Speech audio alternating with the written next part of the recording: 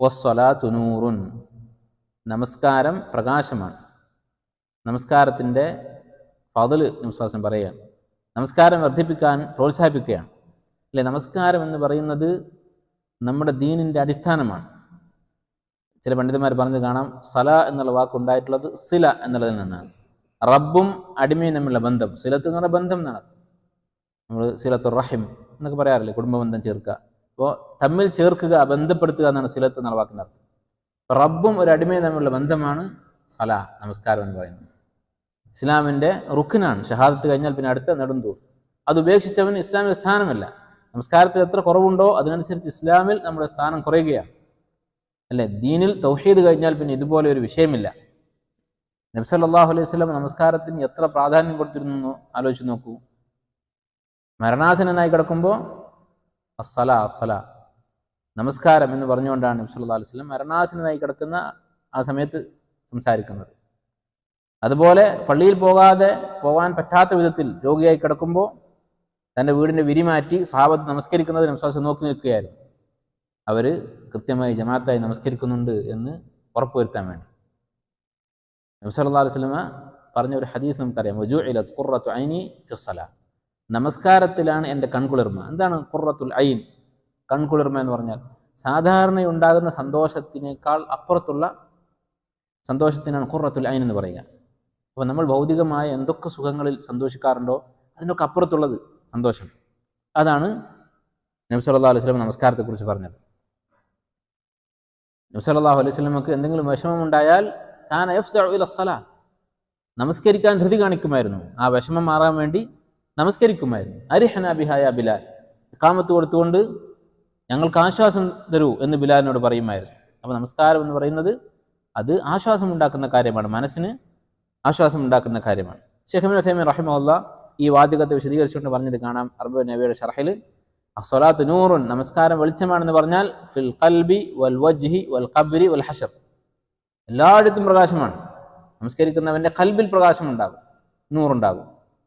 അതാണ് നബി സല്ലല്ലാഹു അലൈഹി വസല്ലം പറയുന്നത്, വജുഇലത് ഖുർറത്തു ഐനി ഫിസ്സലാ, നമസ്കാരത്തിലാണ് ഖുർറത്തുൽ ഐൻ, സന്തോഷത്തിൻ്റെ പരമാവധി.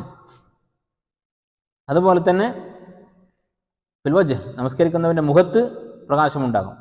അല്ലാഹു സുബ്ഹാനഹു വ തആല പറഞ്ഞതുപോലെ സ്വഹാബത്തിനെ കുറിച്ച്, സീമാഹും ഫി വുജൂഹിഹിം മിൻ അസരി സുജൂദ്, സുജൂദ് കാരണത്താൽ അവരുടെ മുഖത്ത് അതിൻ്റെ അടയാളം കാണാം. അത് നമസ്കാരത്താകുമ്പോൾ ഉദ്ദേശിക്കുന്നത്, അതിന് യാതൊരു ഫദലുമില്ല നമസ്കാരത്താകുമ്പോൾ. നേരെ മറിച്ച് നമസ്കാരം കൊണ്ട് മുഖത്ത് ഖുശൂ ഉണ്ടാകും, അവരുടെ മുഖം കണ്ടാൽ പ്രകാശിക്കുന്നത് പോലെ തോന്നും. അതുപോലെ ഫിൽ ഖബ്ർ വൽ ഹശർ, ഖബറിലും മഹ്ശറിലുമൊക്കെ നമസ്കാരം വെളിച്ചമാകും. ഹദീസുകൾ വന്നിട്ടുള്ള കാര്യമാണ്. പക്ഷെ നമുക്ക് എന്തുകൊണ്ട് ഇങ്ങനെയുള്ള പ്രകാശം അനുഭവിക്കാൻ സാധിക്കുന്നില്ല? നമ്മുടെ കൽബിൽ എന്തുകൊണ്ട് നമുക്കിത് അനുഭവിക്കാൻ സാധിക്കുന്നില്ല? തീർച്ചയായും അനുഭവിക്കുന്നവരുണ്ടാകും. അതുപോലെ നമ്മൾ ഓരോരുത്തരും ചില സന്ദർഭങ്ങൾ അനുഭവിക്കുന്നുണ്ടാകും. എല്ലായ്പ്പോഴും എന്തുകൊണ്ടാണ് അത് സാധിക്കാത്തത്? അത് നമ്മൾ തന്നെ ആലോചിച്ചാൽ മതി. എപ്പോഴാണ് നമുക്ക് ഇത് അനുഭവിക്കാൻ പറ്റുന്നത്, എപ്പോഴാണ് പറ്റാത്തത് എന്ന് ആലോചിച്ചാൽ നമുക്ക് മനസ്സിലാകും. അതിന് ഏറ്റവും പ്രധാനപ്പെട്ട കാരണം ഖുശൂ ഇല്ലാത്തതാണ്. നമസ്കാരത്തിൽ ഖുശൂ ഉണ്ടെങ്കിൽ ആ നമസ്കാരം നമുക്ക് ആസ്വാദ്യകരമായിരിക്കും. അതുപോലെ തന്നെ നമസ്കാരത്തിലെ സുന്നത്തുകൾ പാലിച്ച് നമസ്കരിച്ചാൽ നമസ്കാരത്തിൻ്റെ ലാഹിറും ബാത്തിനും, അകവും പുറവും നമ്മൾ ശുദ്ധീകരിക്കണം, നന്നാക്കണം. നമസ്കാരത്തിൻ്റെ ലാഹിറായ ബാഹ്യമായ പ്രവൃത്തികൾ അത് സുന്നത്തിൻ്റെ അടിസ്ഥാനത്തിലായിരിക്കണം, പഠിച്ച് മനസ്സിലാക്കി നിർവഹിക്കണം.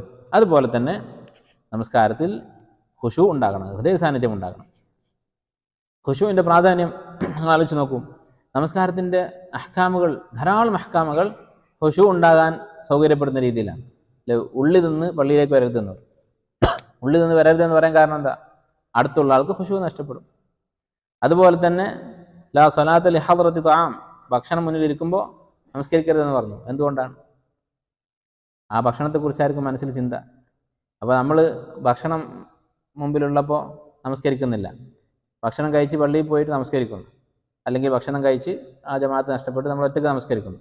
അപ്പോൾ നമുക്ക് ഇതിനേക്കാൾ, ഭക്ഷണത്തെക്കാൾ വലിയ ചിന്തകളാണെങ്കിലോ അവിടെ ഈ ഹുക്കുമിൻ്റെ ഉദ്ദേശം നടപ്പിലാകുന്നില്ല. അതുപോലെ ധാരാളം ഹുക്കുമുകൾ, ധൃതി പിടിച്ചുകൊണ്ട് പള്ളിയിലേക്ക് പോകരുത് എന്ന് പറഞ്ഞു, നടന്നു പോകണമെന്ന് പറഞ്ഞു. ഇതെല്ലാം ഖുശൂ ഉണ്ടാകാൻ വേണ്ടിയാണ്.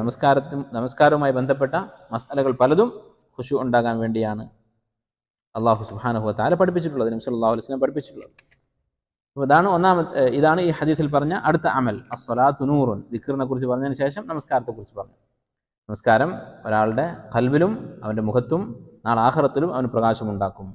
ഒരു ഹദീസിൽ കാണാം, മൻ ഹാഫദ അലൈഹ, ആരാണോ നമസ്കാരത്തിൽ മുഹാഫദത്ത് ശ്രദ്ധ കാണിച്ചത്, അത് മുറുകെ പിടിച്ചത്, കാനത് ലഹു നൂറൻ വ ബുർഹാനൻ വ നജാതൻ യൗമൽ ഖിയാമ, അവനത് പ്രകാശവും ഒരു തെളിവും അതുപോലെ തന്നെ രക്ഷയുമായിരിക്കും ഖിയാമത്ത് നാൾ.